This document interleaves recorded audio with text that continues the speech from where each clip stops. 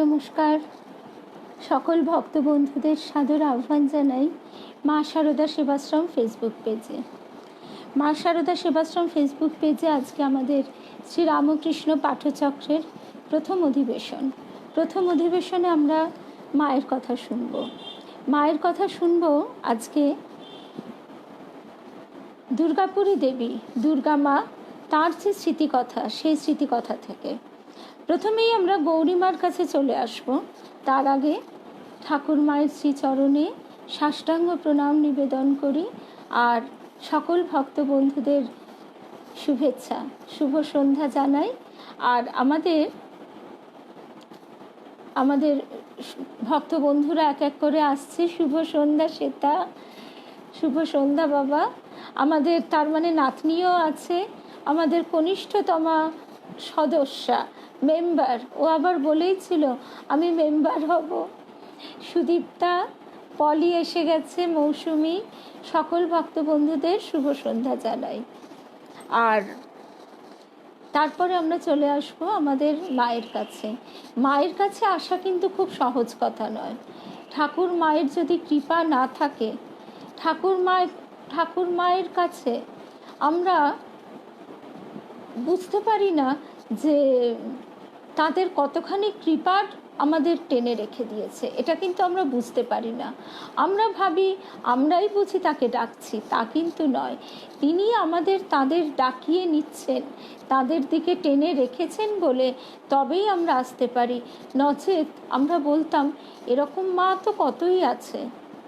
বা ঠাকুরের কথা যেরকম তোমার কাছে খুব বড়, সেরকম কতজনের সকলের তাদের নিজেদের বৃত্তের মধ্যে কত কথা বলছে। এরকম নানা রকমের কথা আসে, কিন্তু তার অশেষ কৃপায় আমরা আজকে তার দিকে আকর্ষণ বোধ করেছি।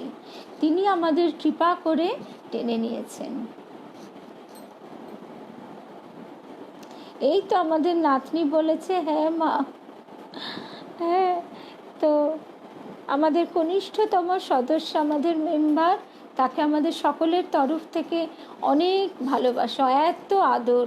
এই যে ছোট্ট মেয়েটা, তার পূর্বজন্মের এখনো 9 বছরও হয়নি। তো এই ছোট্ট বালিকা, সেদিনকে গৌরীমার আশ্রমে সেই ছোট্ট মাতাজিকে দেখে আমার ওর কথাই মনে পড়ছিল। ওই রকম গোলগাল ফর্সা। তো আজকে আমরা সেই গৌরীমার আশ্রমের সেই স্মৃতিটা এখনো আমাদের জড়িয়ে আছে। তা গৌরীমার কথা দিয়েই আজকে আমরা মায়ের কথা শুরু করব। গৌরীমা ঠাকুরের যে মেয়েদের যে সন্ন্যাস দিয়েছিলেন, তার মধ্যে প্রথম গৌরীমাকে সন্ন্যাস দিয়েছেন। তো সেই গৌরীমাকে ঠাকুর কত বড় দায়িত্ব দিয়েছিলেন। বলেছিলেন আমি জল ঢালছি, তুই কাদা চটকা। আর স্বয়ং মা বলেছিলেন যে গৌরদাসীর আশ্রমের সলতেটি পর্যন্ত যে উস্কে দেবে, তার বাধা হয়ে থাকবে বৈকুণ্ঠ।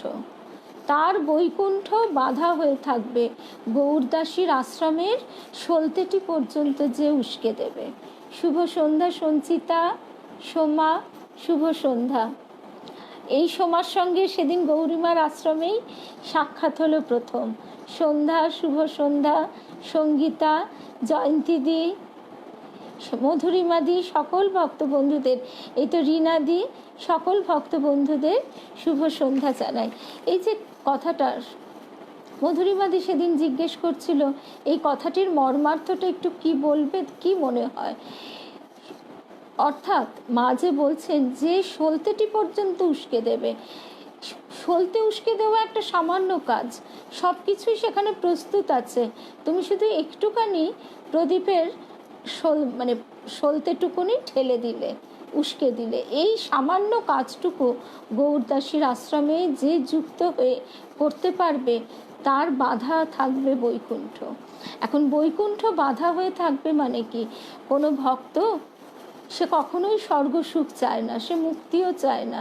সে চায় তার ইষ্টের সান্নিধ্য, তাদের প্রাণের ঠাকুরের সান্নিধ্যই তাদের কাছে সবচেয়ে সবচেয়ে কাম্য বস্তু। তো সেই বৈকুণ্ঠে স্বয়ং নারায়ণ আমাদের ঠাকুর বিরাজ করছেন। তো তার সান্নিধ্য যদি আমরা পাই, তার থেকে বড় চাওয়া আমাদের আর কি থাকতে পারে। তা তিনি কিভাবে আমাদের কাছে টানছেন সেই কথাও আজকে আমরা শুনব। প্রথমে পাঠের শুরুতেই কথাটা যখন উঠল, মৌসুমী বলছে দেরি হয়ে গেল, তা নয়, সবেই শুরু হয়েছে গো, সর্বরই শুভ সন্ধ্যা। রিনাদির একটা কথা দিয়ে আমরা তাহলে শুরু করি। আমি শুরু করবার আগে জাস্ট বসে বসে একটু দেখছিলাম, তো মহারাজজির একটা পোস্ট, পুরনো পোস্ট, সেইটি পড়ছিলাম। পরম নিশীথ মহারাজজির একটি পোস্ট, কৈলাসানন্দজি মহারাজ তার স্মৃতিচারণ করছিলেন। তো সেখানে রিনাদি একটা কমেন্ট করেছে। রিনাদি লিখছে যে মহারাজের কাছে তিনি প্রশ্ন রেখেছেন, অনুগ্রহ করে যদি উত্তর দেন। প্রশ্নটির আগে একটু ভূমিকা। আমার বাড়ির কাছে একটি ফুলের দোকান থেকে পূজার ফুল সংগ্রহ করে থাকি। ফুল বিক্রেতা ফুলের সঙ্গে কিছু দূর্বা দিতে গেলে আমি আপত্তি জানিয়েছিলাম, কারণ আমি জানতাম না দূর্বা কোন দেবতার চরণে দিতে হয়। ফুলওয়ালা আমাকে সেদিন জোর করেই একগুচ্ছ দূর্বা দিয়ে বলল, কেন নেবেন না দূর্বা, দূর্বা খুব পুজোয় লাগে। তো আমি বাড়ি ফিরে একটা ছোট টবে দূর্বা দলটি পুঁতে রাখলাম। পরের দিন ছিল শুভ স্নান যাত্রার দিন। ওই দিন দ্বীপ্রহরে গভীর ঘুমে তলিয়ে গিয়ে দিবাস্বপ্নে দেখলাম। দিবাস্বপ্ন কেন, তুমি তোমার স্বপ্নেই দেখেছ, তোমার মানে মনের ভিতর তুমি যদি সেটা স্বপ্ন ইত্যাদির অত মানে দুরূহ ব্যাখ্যা নয়, তিনি তোমাকে যেভাবে দর্শন দিয়েছেন সেইটি সত্য। তুমি লিখছ, তারপর দেখলাম শুভ্র বেলি ফুলের মালায় সর্বাঙ্গ জড়িয়ে ঠাকুর বসে আছেন, আর তার চরণতলে একগুচ্ছ দূর্বা। আমি ধূপকাঠি জ্বালিয়ে তার চারিদিকে প্রদক্ষিণ করছি। স্বপ্ন ভঙ্গ হলে অনেকক্ষণ তার আবেশ কাটিয়ে উঠতে পারিনি। সন্ধেবেলায় সান্ধ্য পূজার সময় ঠাকুরের চরণে দূর্বা সাজিয়ে দিয়ে বললাম, তোমাকে দূর্বা দিয়ে পূজা করতে পারি, তুমি কি তারই ইঙ্গিত দিলে? মহারাজ, আমার প্রশ্ন, এ স্বপ্ন কি সত্যিই কোনো ইঙ্গিত বহন করছে? রিনাদি লিখেছে, মহারাজজি কি উত্তর দেবেন আমি জানি না। মহারাজজি তো নিশ্চয়ই, তিনি সাধক সন্ন্যাসী, তার অভিজ্ঞতা সব কিছু নিয়ে তিনি, বৈদগ্ধতা সব কিছু নিয়ে তিনি উত্তরটি জানাবেন। কিন্তু রিনাদি, আমরা সাধারণভাবে বলি, তিনি যখন যেভাবে যে রূপে তোমাকে দর্শন দিয়েছেন সেটাই তো সত্য, কারণ এই জগৎ তো তিনিময়। তুমি বলো তো, জগতে কোন বস্তুটি, কোন জিনিসটি, কোন ভাবনার তরঙ্গটি তিনি ছাড়া? এই জগৎ মানেই তো তিনি। তো সুতরাং তাকে তুমি দেখেছ, এর থেকে বড় সত্যি আর কিছু নেই। এবার তাকে তোমার কিভাবে পুজো করতে স্বাদ হয়েছে মনে, সেটা তুমি জানো না। তা তিনি নিজেই ভক্তকে হাতে ধরে শিখিয়ে দিচ্ছেন। এর থেকে আনন্দের আর কি হয়? তুমি যদি তার থেকে মনে প্রাণে আনন্দ অনুভব করো, তার থেকে ভালো আর কি আছে? আমার স্বপ্নটা পড়ে এত ভালো লাগলো, এত ভালো লাগলো যে আমি আর অপেক্ষা করতে পারলাম না মহারাজজি কি বলবেন তার জন্য। আমি নিজেই আমার মনের আর আনন্দটা সকলের সঙ্গে শেয়ার করে দিলাম। মানে আমি এখনো ভাবতে পারছি না। আসলে জানো তো রিনাদি, এই কথাগুলো যখন দেবীমার কণ্ঠে শুনেছি, ঠাকুর স্বয়ং বলছেন, দেখ দেখ এবার আমি কত এগিয়ে এসেছি, দেখ। সেই কথার অর্থ কি কোনোদিন বোঝা তো দূরের কথা, সে অর্থ নিয়ে কোনোদিন চিন্তাও করিনি। ওই তখন শুনেছি, ঠাকুর মায়ের কাছে, এই গুরুদেব দেবীমার কাছে গেছি, খুব ভালো লেগেছে। আবার কিন্তু ফিরে এসেছি। কীরকম জানো, অনেক সময় যারা সমুদ্রে স্নান করবার অভিজ্ঞতা আছে, বা এরকম হয় না, অনেক সময় আমরা সমুদ্রে চান করতে নামলাম, একটা ঢেউ এলো, বড্ড ঘোলা জল, বড্ড নোংরা জল এলো, আবার সেটা চলে গেল, গা একদম বালি কিচকিচ হয়ে গেল।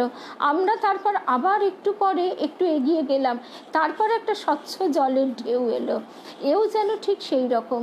আমাদের যখন গুরুদেব দেবীমার কাছে যেতাম সেই সময় খুব স্বচ্ছ জলে আমরা স্নান করে বেশ পরিচ্ছন্ন হয়ে চলে আসতাম, কিন্তু এসে আবার সেই সংসারের দৈনন্দিনতার মধ্যে ডুবে যেতাম।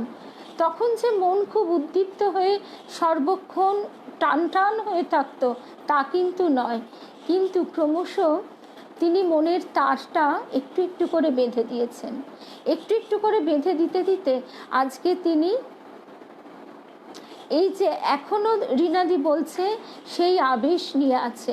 সর্বানিধির কাছে শুনেছি ঠাকুর কতবার সর্বানিধিকে স্বপ্নে দর্শন দিয়েছেন। এর থেকে আরেকটা কথাও মনে হয় কি জানো, ঠাকুরের একটা কথা আছে কথামৃতে, তিনি স্বয়ং বলছেন যে এবার দেখছি বেদ বেদান্ত সব এখানে, আবার বেদ বেদান্তেরও বাড়া আরও কিছু আছে। তা বেদ বেদান্তের বেশিটা কি? সেই বেশিটাই হচ্ছে এই কৃপা। এই কৃপা কি না, তিনি নিজে এগিয়ে এসেছেন আমাদের কাছে।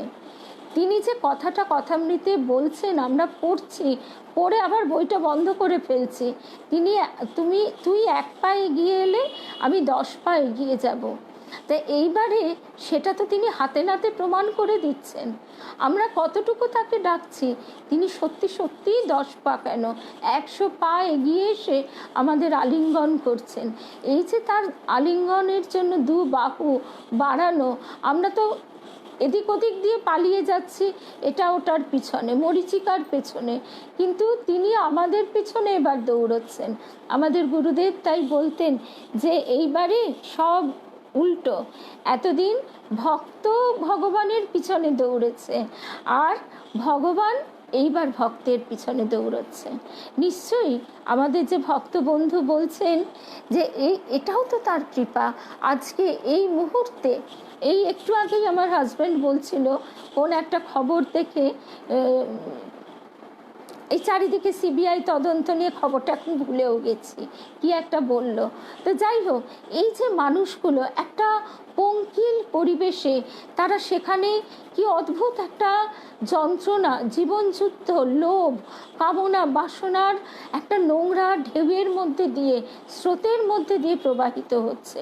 আর সেখানে তিনি আমাদের কত সুন্দর উপায় করে দিয়েছেন, এবং কেমন করে দিচ্ছেন সেই কথাটা সেদিনও শ্রীমর কথায় আমরা শুনছিলাম, যে তিনি এতই ভক্তবৎসল যে তিনি ঠিক তেমন যোগাযোগ ঘটিয়ে দেন। এমনকি তিনি বৃন্দাবন এমন যোগাযোগ ঘটিয়ে দিলেন যে একজন খুব লোকের সঙ্গে দেখা হলো, তো বৃন্দাবন যাব, তো বৃন্দাবনের টিকিটটি সে আমায় কেটে ট্রেনে বসিয়ে দিলে, তাতেও শান্তি নেই। সে আবার পুঁটলি করে খাবার জল সব দিয়ে দিলে যাতে না পথে কষ্ট হয়। এই যে অক্ষরে অক্ষরে সত্য, আমরা নিজেরা তো ওই রকম সত্যের আঁট নিয়ে চলি না, আমাদের সবই মনে হয় কথার কথা। মহারাজজির ওই প্রেমেশন, কোন মহারাজজি বাবা এখন নামটা মনে এ নহে কথার কথা, যে তিনি কতভাবে যে আমাদের কৃপা করেন, দর্শন দেন, এটা একেবারে সত্য, ধ্রুব সত্য। স্বপ্নে তিনি তোমাকে দেখিয়ে দিচ্ছেন কিভাবে কি করতে হবে। সন্তান যদি না জানে, বাপই তো হাত ধরে শিখিয়ে নেয়।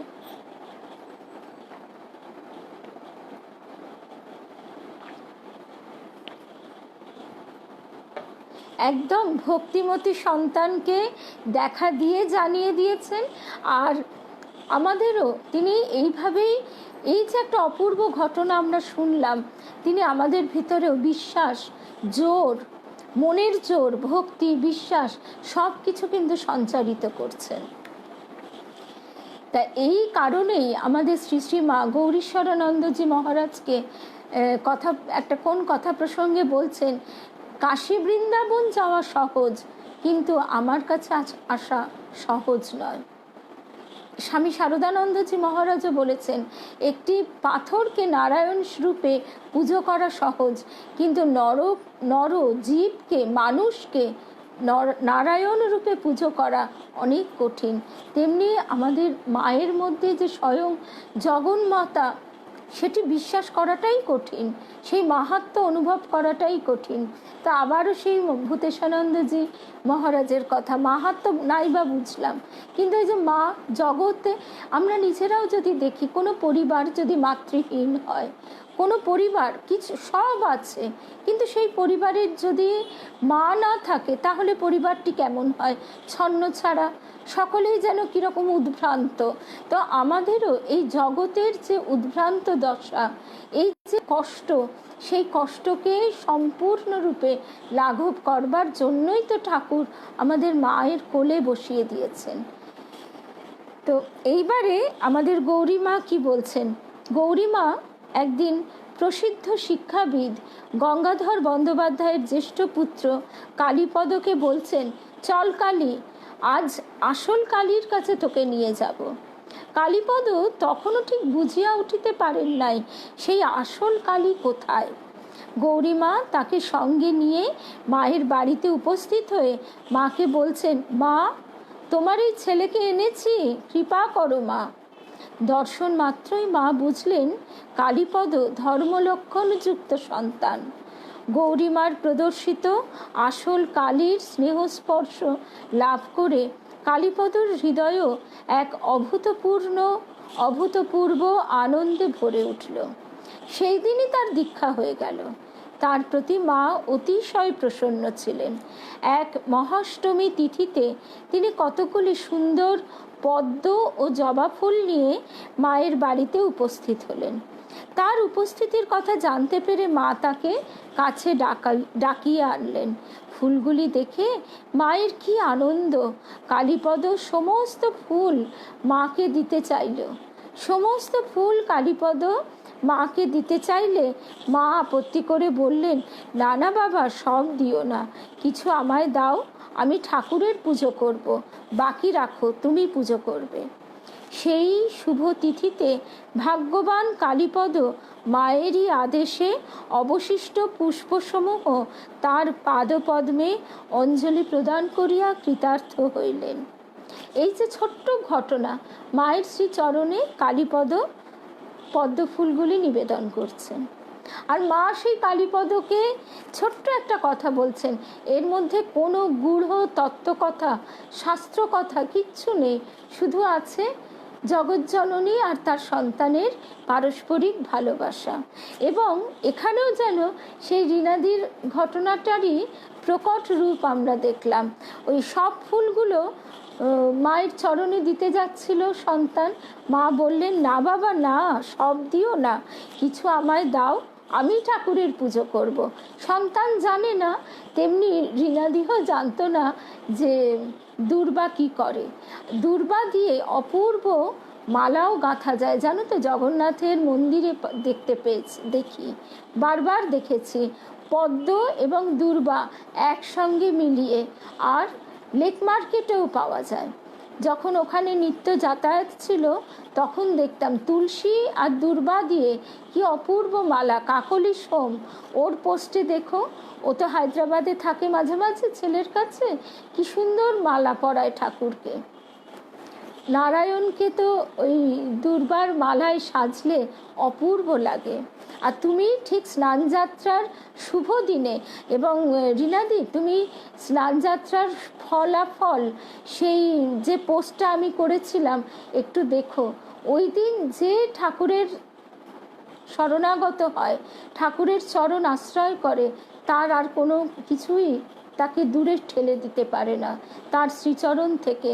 তার জন্মান্তরের পাপ প্রারব্ধ সমস্ত কিছু কর্ম ক্ষয় হয়ে তাকে শ্রীচরণ লগ্ন করে রাখে। সেই শুভ তিথিতে ভাগ্যবান কালীপদ মায়েরই আদেশে অবশিষ্ট পুষ্পসমূহ তারই পাদপদ্মে অঞ্জলি প্রদান করিয়া কৃতার্থ হইলেন। আমাদের গুরুদেব তাই বলতেন, এই যে ঠাকুরের কথাটি, যে তিনি সূক্ষ্ম দেহে আছেন, ও ঘরে আছেন, এখন মাঝখানের এই দেওয়ালের জন্যে আমি পাশের ঘরে, রিনাদি পড়েছ বলছে, তো পাশের ঘরে ঠাকুর বসে আছেন, কিন্তু এই মাঝখানে দেওয়ালটির জন্য তো আমরা দেখতে পাচ্ছি না। কিন্তু দেখতে পাচ্ছি না বলেই তো তা নয়। হ্যাঁ, একদম সাউথে খুব সুন্দর তুলসী এবং দূর্বা দিয়ে মালা গাঁথা হয়। নিশ্চয়ই রিনাদি তুমি আরেকবার পড়বে এবং তখন দেখবে যে ঠাকুর স্বয়ং স্বয়ং তোমাকে কিভাবে কাছে টেনে নিয়েছেন, কিভাবে তোমাকে তার কি পূজা করতে হবে তিনি নিজে হাতে করে তোমায় শিখিয়ে দিয়েছেন। মহারাজজি নিশ্চয়ই তুমি তার কাছ থেকে পরে জেনে নিও, কিন্তু আমি আর নিজের আবেগটুকু সংবরণ করতে পারলাম না। এমন মধুর একটি স্বপ্ন তুমি দেখলে, এই মধুর দর্শন। দেখো, এই স্বপ্ন সত্য মিথ্যা এ নিয়ে এত বিচার বিশ্লেষণ করে কোনো লাভ নেই। তুমি তার পাঁচফোড়নের স্বপ্ন দেখোনি, তুমি কটা শিশি বোতল কৌটো, কতটা তুমি সংসার ধর্ম নিয়ে ব্যতিব্যস্ত, সে স্বপ্ন তো দেখোনি। তাকে দেখেছো, তাকে তুমি যখন যেখানে যেভাবে খুশি দেখেছো, তাই সত্য। তাই তো গায়ে কাঁটা দেবারই মতো আমি এইখানেই বসে বসে, মানে কেন জানি না এই কথাগুলি আজকে ঠাকুরই বোধহয় আমাদের সকলকে শোনাবেন বলে ঠিক ওই পোস্টেই পড়লাম, এবং ওই পোস্টে তোমার কমেন্ট আছে দেখেই দেখলাম। বেশিরভাগ সবাই তো সাধারণত প্রণামটুকুই জানায়, এত বড় কমেন্ট দেখেই আরও দেখলাম যে কি তুমি লিখেছ। তারপরের কথায় চলে আসি। মাতা ঠাকুরানীর শরণাগত জনৈক বৃদ্ধ ব্রাহ্মণের বাল বিধবা এক পৌত্রী ছিল, তার নাম পঞ্চাননী। বিধবা পৌত্রীর বয়োবৃদ্ধির সঙ্গে সঙ্গে ব্রাহ্মণ চিন্তাকুল হইয়া উঠিলেন।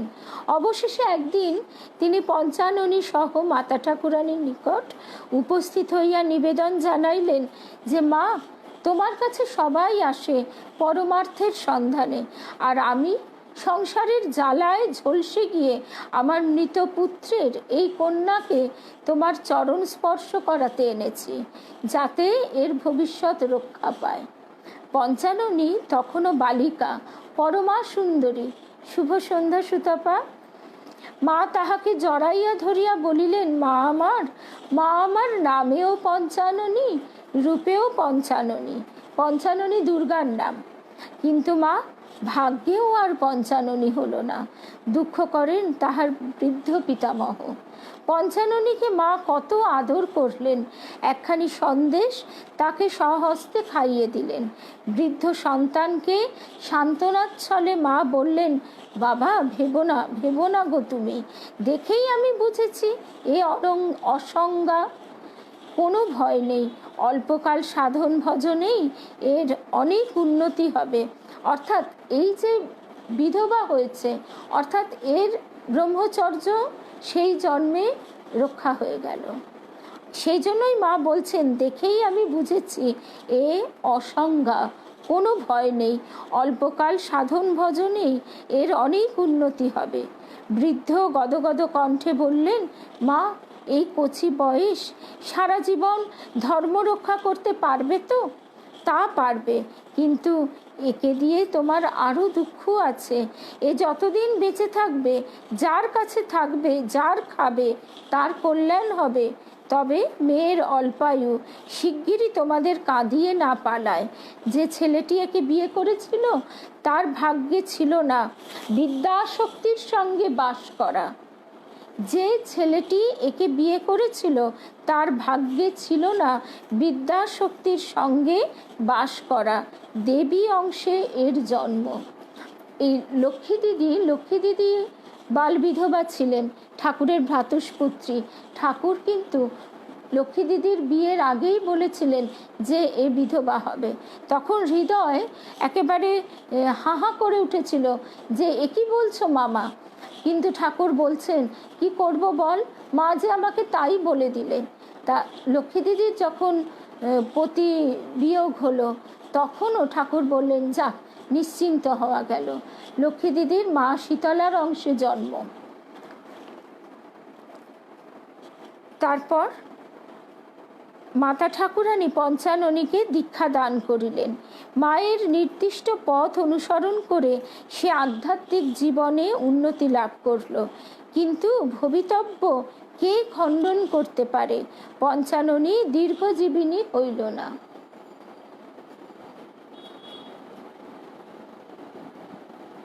একদম সঙ্গীতা যে কথাটি বলছে যে স্তবপ্রিয়ানন্দজি মহারাজ তিনি বলছেন, এটা তো একদম বাস্তব কথা, যে আমরা সারাদিন যে জিনিস নিয়ে ভাবি তাই আমাদের স্বপ্নে আসে। এবং আমরা যখন অনেক সময় এটাও হয় যে আমরা হয়তো ওপর ভাবছি, যে আমরা ভাবছি না, আমরা হয়তো বাড়ির গেস্ট এসেছে বা কোনো নানা রকম তো কাজ থাকে উল্টো পাল্টাই, আলমারি গোছাও, এই করো সেই করো, যেসব কাজগুলো আর কি খুব একটা করতে খুব যে মনোযোগ লাগে তাও না, কিন্তু কাজগুলো থাকে, তা হয়তো সেই দিনটা সেই কাজেই বয়ে গেল। কিন্তু তারপর দেখা গেল তুমি রাত্রে এক অপূর্ব স্বপ্ন দর্শন করলে, হয়তো তুমি শ্রীগুরুর দর্শন পেলে, কি তুমি কোনো দেব স্বপ্ন দেখলে। তার মানে কি, তোমার মনের উপরিভাগে যতই বর্তমান পরিস্থিতি ঢেউ তুলুক না কেন, তোমার অন্তরের অন্তঃস্থলে সেই যে শান্ত দিঘিটি রয়েছে, সেখানে অনবরত তার ভাব, তার নাম প্রবাহিত হচ্ছে। এইটি আমাদের সর্বসময় চাই, যে আমরা অন্তরে যেন সদা সর্বদা তার সঙ্গে যোগে থাকি।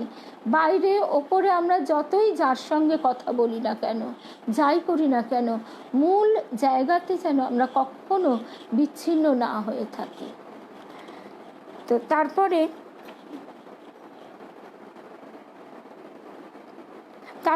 আরেকটি ঘটনা, সত্যগুণের আর এক আধার সরজু।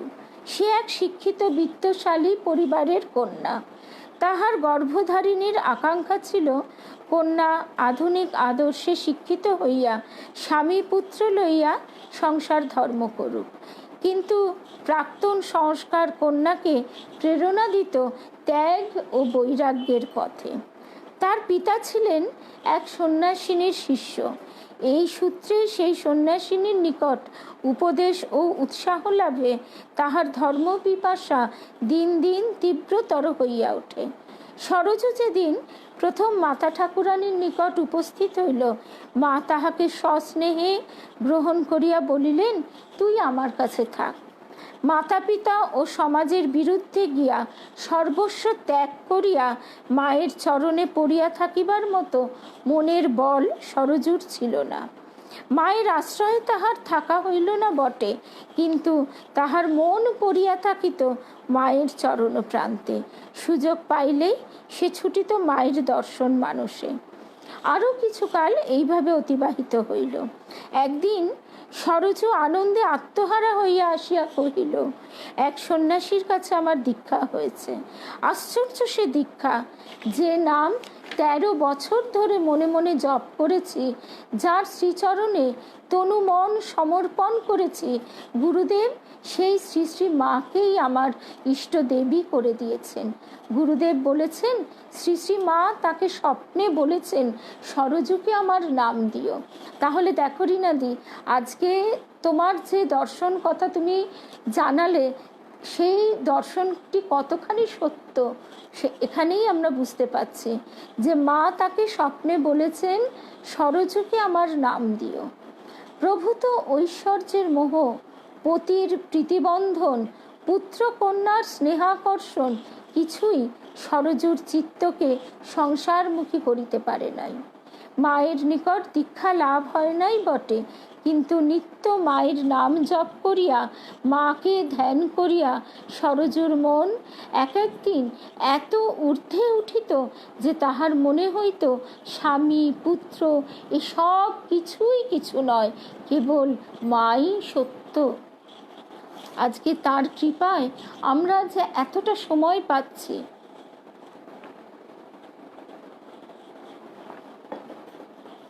একদিন আমার হাজব্যান্ড এই ব্যাংক থেকে এসে বলে যে, তুমি দিব্যি বসে আছো, বসে বসে ঠান্ডা ঘরে কি সুন্দর বই পড়ছো, তোমার তো কোনো চিন্তা ভাবনা নেই, তুমি তো একটা কোনো খবরও রাখো না।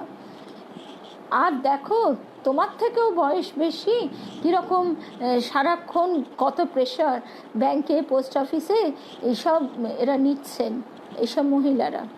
তখন মনে হয় যে সত্যি তো, আজকে তিনি যদি কৃপা করে এই মানে স্বচ্ছন্দ গতির জীবনটি না দিতেন, তাহলে কি হতো? তাহলে প্রাণ শক্তি তো ওইখানেই খরচা হয়ে যেত, তাহলে কি আর তার কথা চিন্তা করবার মতো শক্তি থাকতো? তিনি কৃপা করে আমাদের সমস্ত কিছু দিয়েছেন। তো মাতা ঠাকুরানী আরেকটি ঘটনা,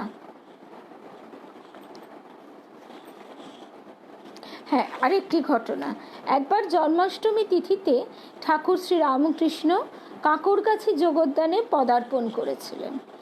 যে পুষ্করিণীতে ঠাকুর পাদ প্রক্ষালন করেন গৌরীমা, শুভ সন্ধ্যা শ্রাবণী, গৌরীমা তার নামকরণ করেছিলেন রামকৃষ্ণ কুণ্ড। যারাই যোগোদ্যানে গেছেন তারাই দেখেছেন যে প্রধান দরজা দিয়ে ঢোকার পর একটু এগিয়ে গিয়ে পাশেই একদম বাঁদিকেই সেই জাল দিয়ে ঘেরা, এখন জাল দিয়ে ঘেরা, চারপাশ বাঁধানো হাঁসটা সেসব আছে।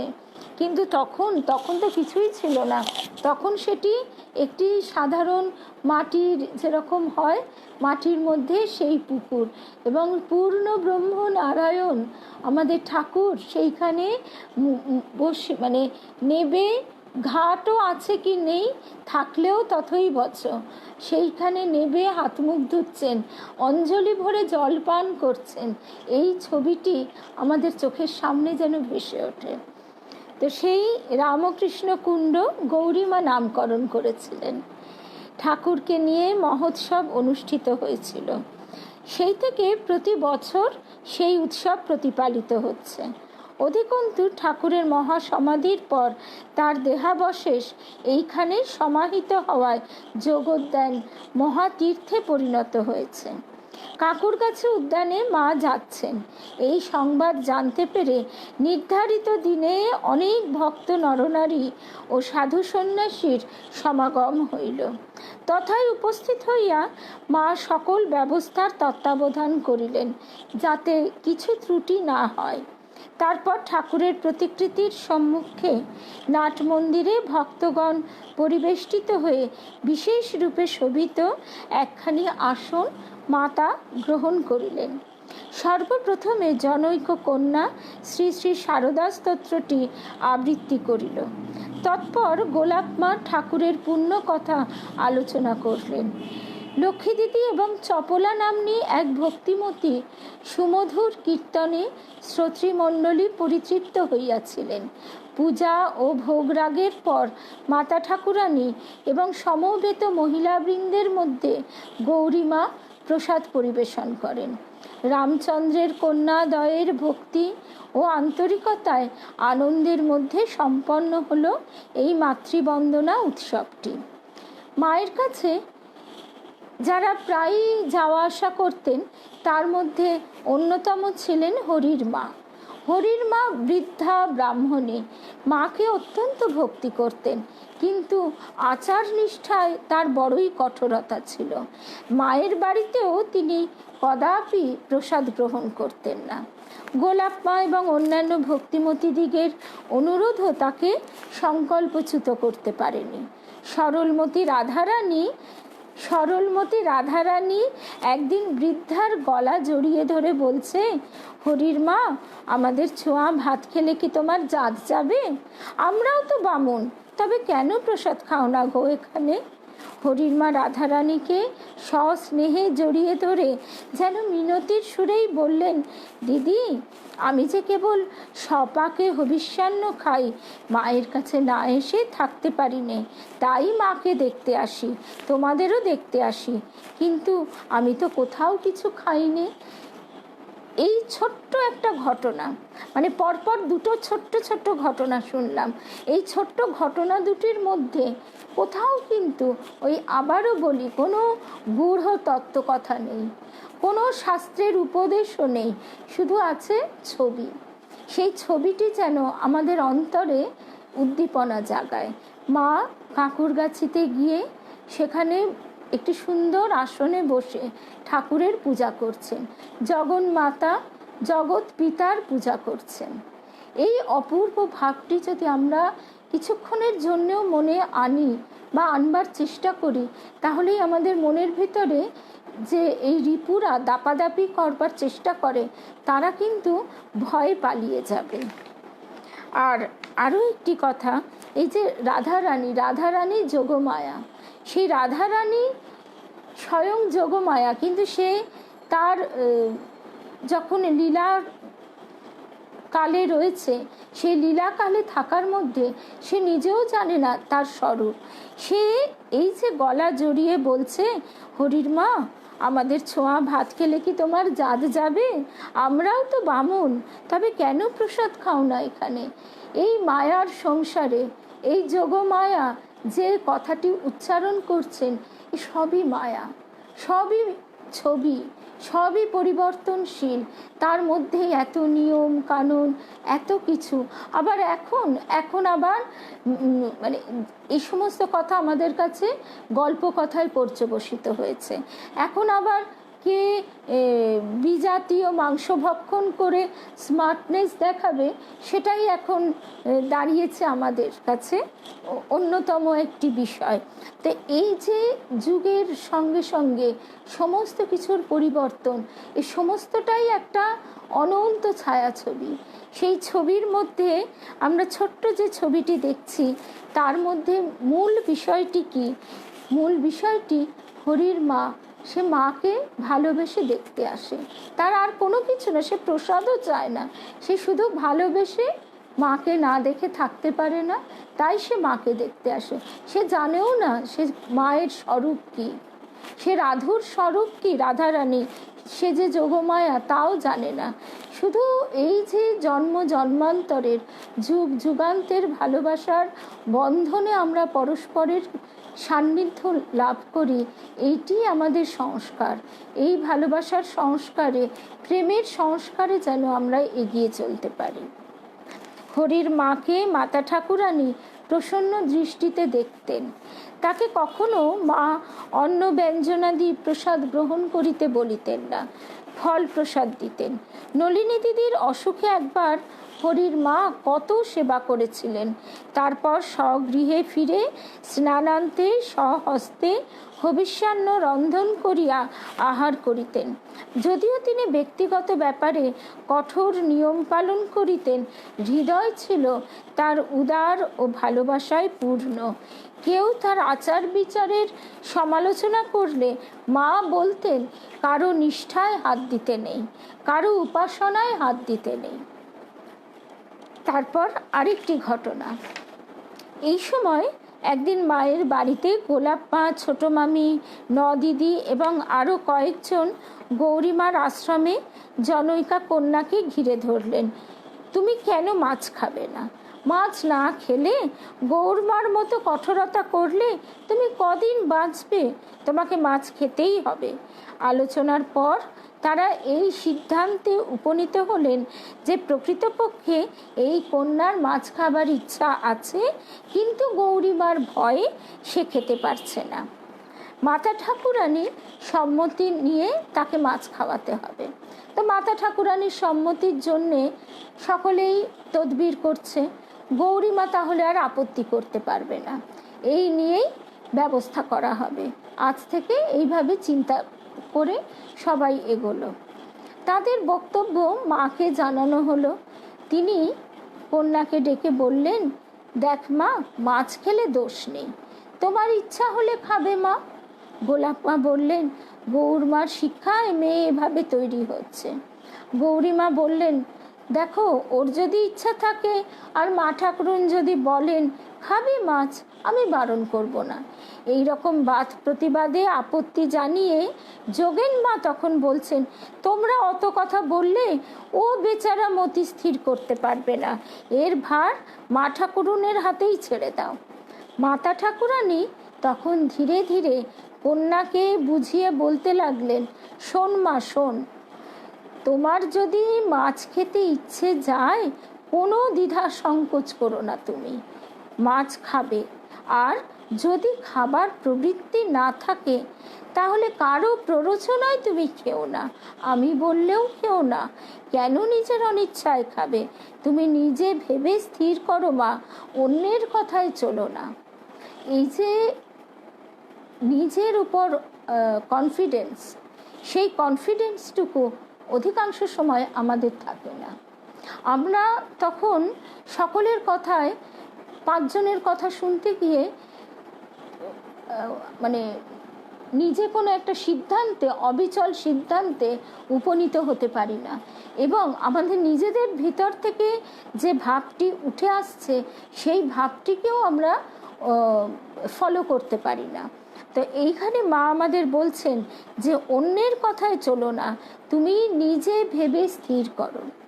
মায়ের মুখের দিকে চেয়ে কন্যা বলল, কোনোদিনই আমার মাছ খেতে ইচ্ছা হয়নি মা, মাছ আমি খাবো না।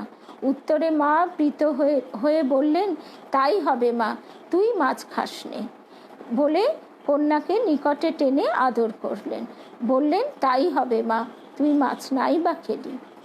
কয়েকদিন পরের কথা, মাতা ঠাকুরানী একদিন বাল্মীকির আশ্রমে নির্বাসিতা সীতা দেবীর খেদোক্তি বিষয়ক একখানি গান গাইতেছিলেন। বহু সাধনার গুণে পেয়েছিলাম নবদুর্বাদল শ্যামে, হারাইছি বিনা যতনে ধিক্রে জীবনে। শ্রুতিমধুর করুণ সঙ্গীতটি সকলে নীরবে শুনছিলেন। লেখিকা মাতার পদসেবা করিতেছিল। লেখিকা মানে দুর্গাপুরী দেবী, দুর্গা মা, যার সঙ্গে গৌরী মা জগন্নাথের বিবাহ দিয়েছিলেন। অনেক দিন হইতে একটি প্রার্থনা তাহার হৃদয় মধ্যে প্রবল হয়ে উঠেছিল। সঙ্গীত সমাপ্ত হলে সে নিবেদন করল, মা, আমার সন্ন্যাস দিন। মাতা ঠাকুরানী প্রথমে মৃদু হাস্য করিলেন, কিছুক্ষণ চক্ষু মুদ্রিত করিয়া রহিলেন, তাহার পরে বলিলেন, হ্যাঁ মা, তোমায় সন্ন্যাস দেব। শরৎকে বলে একটা শুভ দিন আগে দেখি। শুভ দিন স্থির হইল। 1316 সালের রাধাষ্টমী তিথিতে মাতৃভবনে ঠাকুর ঘরে পূজা হোমাদির অনুষ্ঠানান্তে সিদ্ধিদায়িনী মাতা কন্যা করেন। গৈরিক বস্ত্রে কন্যার দেহ আচ্ছাদিত করিয়া মা তাহার শিরে মঙ্গল হস্ত রাখিয়া আশীর্বাদ করেন। যাবতীয় অনুষ্ঠান 2 দিনে সম্পন্ন হয়। মায়ের নির্দেশে স্বামী শারদানন্দ ইহার সমস্ত ব্যবস্থা করিয়া দিয়েছিলেন। এইবার আমরা আজকের শেষ প্রসঙ্গে আসি। এই যে অনেক সময় আমরা আমাদের কোনো কিছু একটা ঘটে গেলে আমরা ঈশ্বরের ওপর দোষ দিই। আমরা ভুলে যাই যে আমরা কিভাবে কর্মশৃঙ্খলে জড়িয়ে আছি। সেই কর্মশৃঙ্খল খুলবার সময় আমাদের তো ব্যথা লাগতেই পারে। যতই তিনি আলগা করে খুলে দিন না কেন, তবুও কখনো সখনো তো লাগতেই হতে পারে।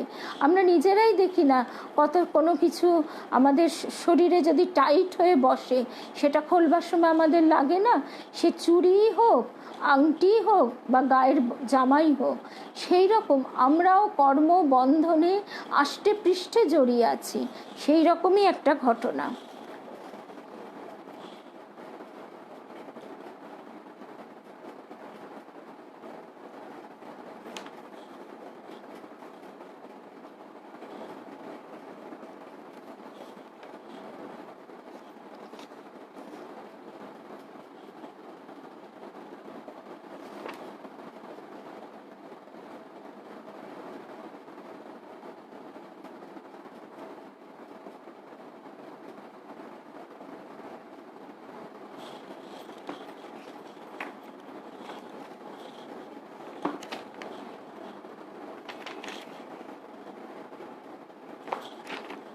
সরি, যে ঘটনাটার কথা বললাম সেই ঘটনাটা আমি এখন খুঁজে পাচ্ছি না।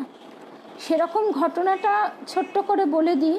ঘটনাটা আমার যেটুকু মনে আছে, এক ভক্ত সন্তান, তিনি গরুর গাড়ি করে আসছেন। আসতে গিয়ে গরুর গাড়িতে চাকা খুলে গিয়ে তিনি আহত হন। এতটাই আহত হন যে তার এতই ব্যথা লাগে যে তিনি খুব দুঃখ পেলেন, এবং তিনি এসে রীতিমতো অভিমানের স্বরে, অভিযোগের স্বরে মায়ের কাছে বলছেন যে, মা, তুমি আমায় রক্ষা করলে না, তোমার কাছে আসতে গিয়ে আমার ব্যথা পেলাম, এরম যন্ত্রণা, এই যন্ত্রণা ভোগ করছি তোমার কাছে আসতে গিয়ে। এইভাবে বারে বারে মাকে দোষারোপ করতে লাগলেন। তখন মা গম্ভীরভাবে শুনলেন চুপ করে, তারপর বললেন যে দেখো বাবা, আমার জন্যে তুমি ব্যথা পাওনি, আমার জন্যে তোমার এই কষ্ট, এই যন্ত্রণা নয়, তুমি এর থেকে আরও অনেক বেশি যন্ত্রণা পেতে, কিন্তু তিনি তোমাকে রক্ষা করেছেন। কেন না, তুমি একটি শুভ কাজে এসেছো, এই শুভ কাজে এসেছো বলে তোমার সেই কর্মটি খণ্ডন হয়ে গেছে। তো এই ঘটনাটা আমি এখন আর এই মুহূর্তে খুঁজে পেলাম না, আমি দাগ দিয়ে রেখেছিলাম, কিন্তু আরেকটি ঘটনা তাহলে চলে আসি। আমরা বারে বারে আমজাদের কথা শুনি, বারবারে আমরা এইটি উদ্ধৃত করি যে মায়ের কাছে আমজাদও যেমন শরতও তেমন। মা বলছেন শরত যেমন আমার ছেলে, আমজাদও। আমজাদের কথাটা আমরা সবাই বলি বটে, কিন্তু অমনি একজন তো নয়, প্রচুর গ্রামে সেই সময় যারা অন্তজ বা বিধর্মী বলে, ম্লেচ্ছ বলে যাদের লোকে হেয় চোখে দেখত, এরকম বহু বহু মানুষের কাছে মা ছিলেন সত্যি সত্যিই মা। এবং আজকে আমাদের কাছে এটা সেরকম বিস্ময়কর লাগে না হয়তো, কিন্তু আমরা যদি একটু সেই সময়ে পৌঁছে যাবার চেষ্টা করি, তাহলে আমরা অনুভব করতে পারবো যে সেই সময়ে ব্রাহ্মণ পরিবারের একজন আবার বিধবা নারীর পক্ষে এই কাজগুলি করা কতখানি বিস্ময়কর ঘটনা ছিল এবং কতখানি বিপ্লব ছিল, নীরব বিপ্লব। এখানে সেই রকম একটি ঘটনা। নিকুঞ্জবালা দেবী ঘটনাটি বলছেন, একদল সাপুরিয়া একদিন জয়রামবাটির গ্রাম্য পথে ডুগডুগি বাজিয়ে যাচ্ছে। তারা যখন মায়ের বাড়ির নিকট এলো, ডুগডুগির শব্দ শুনে মা সাপের খেলা দেখবার জন্য বালিকার ন্যায় অস্থির হয়ে উঠলেন এবং মায়ের এমনই কৌতূহল জন্মিল যে কাহাকেও নিকটে দেখিতে না পাইয়া মা নিজেই সাপুরিয়াদের ডাকিলেন এবং তাদের পারিশ্রমিক ধার্য না করিয়াই বলিলেন, তোমরা খুব ভালো করে খেলা দেখাও, তোমাদের খুশি করে বকশিস দেব। ছোট বড় প্রতিবেশীরাও চারিদিক থেকে ডুগডুগির শব্দে এসে উপস্থিত হয়েছে। বাঁশি বাজিয়ে সাপুরিয়ারা নানা রকম খেলা দেখালো। খেলা সমাপ্ত হলে মা সন্তুষ্ট হয়ে তাদের 2টি টাকা, একখানি বস্ত্র এবং গুড় মুড়ি খেতে দিলেন। এবং সেই সময় 2 টাকা কিন্তু অনেক সময় অনেকের মাস মাইনেও ছিল। মা তার মাথায় বিদায়কালে দলপতি মায়ের চরণ স্পর্শ করিয়া প্রণাম করিল, আর মাও তাহার মাথায় হাত দিয়া আশীর্বাদ করিলেন। এই ঘটনাটি সকলকে বিস্মিত করিল, কিন্তু কেউই কিছু বলল না। এমন একটি ভাবগম্ভীর পরিবেশের সৃষ্টি হয়েছিল। কিন্তু এক মামি অসন্তুষ্ট হয়ে বললেন, সাপুরেকে টাকা দিয়েছ, কাপড় দিয়েছ, খেতে দিয়েছ, এই তো বেশ, ওদের আবার ছোঁয়া কেন বাপু?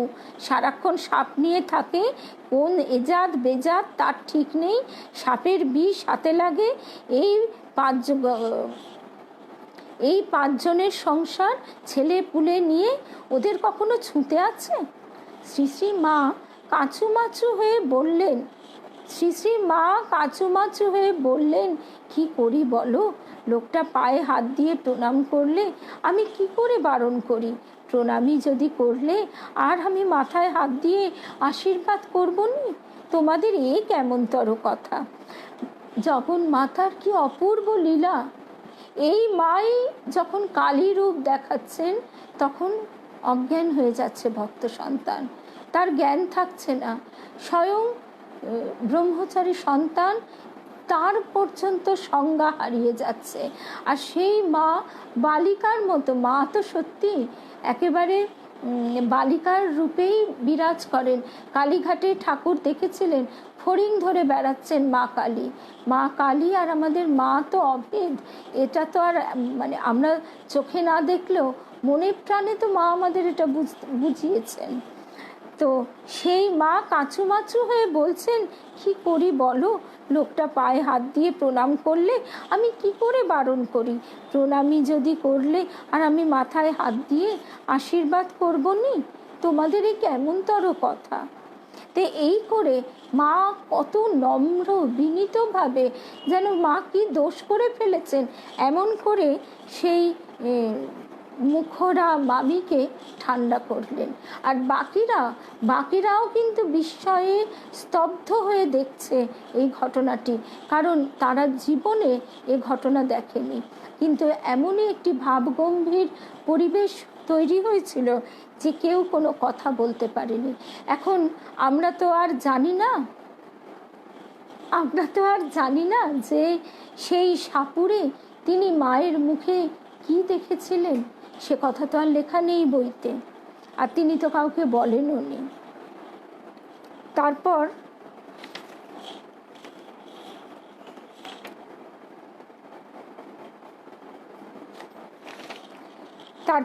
আজকে শেষ ঘটনা। জনৈকা ভক্তিমতী রমণী মায়ের দর্শনে আসতেন। একদিন তিনি বিদেশিনী। একদিন মা তার প্রসঙ্গে বলেন, ঠাকুর যেন কতকগুলো সর্ষে এমনি করে চারদিকে ছড়িয়ে দিয়েছেন। পৃথিবীর নানান দেশে গিয়ে পড়েছিল সেসব সর্ষে, তাই থেকে গাছ হয়ে সেই দেশের জলবায়ুতে পুষ্ট হয়ে আবার এসে মিলেছে এখানে। তো এই রমণী তিনি বিদেশিনী অর্থে তখন তো আমাদের দেশ স্বাধীন হয়নি, তো কত বিদেশিনী এখানে থাকতেন। তারা যে সবাই স্বামীজির ভাবে আকৃষ্ট হয়ে এসেছেন তাও নয়, তাহলে সে কথা এখানে উল্লেখ থাকতো। তারপরে একদিন দ্বীপ্রহরে শ্রী শ্রী মা মাদুরে শুয়ে বিশ্রাম করছেন। আরেক দিনের ঘটনা। সেই দিন ভগিনী দেবমাতা তাহার পদসেবা করিতে করিতে অন্যমনস্কতা বশত একেবারে মায়ের গাত্র সংলগ্ন হয়ে তদ্গতভাবে মায়ের সঙ্গে কথা কইছেন, মায়ের উপদেশ শ্রবণ করিতেছেন। শ্রী শ্রী মাকে তিনি সর্বদাই অত্যন্ত শ্রদ্ধা ভক্তি করে চলতেন। কিন্তু এই দিন দেখলাম মা যে ধর্মগুরু, মা যে পূজনীয়া, আর তিনি যে বিদেশিনী ধর্মার্থিনী, এসব কথা তিনি সম্পূর্ণ ভুলে গেছেন। সকল সম্ভ্রম ব্যবধান বিস্তৃত হয়ে স্নেহাশ্রিতা কন্যার ন্যায় তিনি নিঃসংকোচে মায়ের কোলটিতে আশ্রয় নিয়েছেন, আর মাও তাকে আপন করে নিয়েছেন। আজ যেন তারা আর গুরু শিষ্যা নন, স্নেহময়ী মাতা পুত্রী। মা তো তার সকল সন্তানকে বলেছেন, তার ব্রহ্মচারী সন্তানকে মা বলছেন, তোমাকে অরূপানন্দ স্বামী অরূপানন্দজি তখন ব্রহ্মচারী, তাকে বলছেন তোমাকে আর অত জ্ঞান চচ্চড়ি করতে হবে না, আমি মা তুমি সন্তান, এইটি বোঝো। ধন্য শ্রী শ্রী মায়ের করুণা, আর ধন্য সেই সকল নরনারী যাহারা এই করুণাধারার কিঞ্চিত আস্বাদন করিবারও সৌভাগ্য পাইয়াছেন। আমাদের মাতা কি দেবী রূপা মানবী, অথবা মানবী রূপা দেবী? জগৎ প্রসবিনী জগদম্বার অসীম করুণা, জগৎ প্রসবিনী জগদম্বার অসীম করুণা সমগ্র জগতে বিকীর্ণ হইয়া আছে। সকল সময় সকলের তাহা উপলব্ধ হয় না। সেই বিকীর্ণ করুণাধারাগুলি যেন কেন্দ্রীভূত হইয়াছিল মায়ের তপভাস্বর সত্য সূচি অন্তরে। জগদম্বার অসীম মহিমা যেন সীমায় মূর্ত হইয়াছিল মায়ের জীবনে।